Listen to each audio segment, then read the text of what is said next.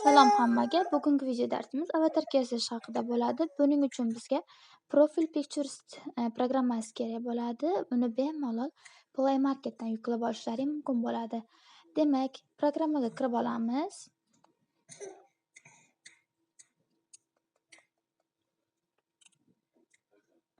Programmaga kirganimizda bizga tayyor shablonlarni ko'rsatadi.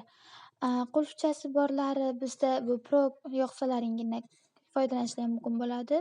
Pul to'laysizlar, karta raqam kiritib, Pro yoqishlaringga to'g'ri keladi. Qolganidan esa bemalol foydalanishlari mumkin. Tepasida turgan yozuvlar orqali o'zlaringga kerakli bo'lgan mouselarni tanlashlari mumkin bo'ladi. Menga ko'proq yoqadigani gradient bo'ladi va men ko'pincha gradientni tanlab foydalanaman. Hop, gradientga kirib oldik. Endi bu yerdan o'zimizga yoqadigan shablon topamiz va pilschani bosib rasm tanlaymiz.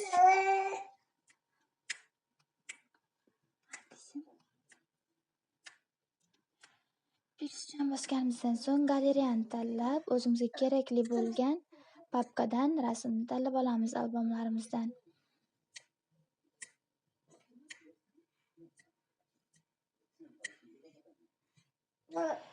Demak, rasm tanladik. Rasmni to'g'ri joylashtirib olamiz.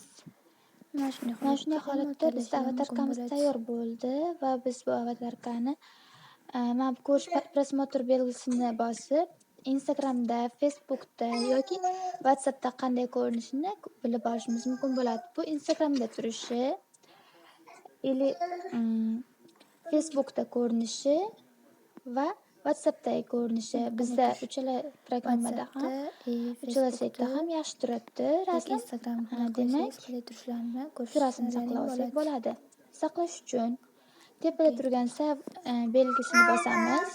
Save'ni bosib saqlaymiz va avatarkamiz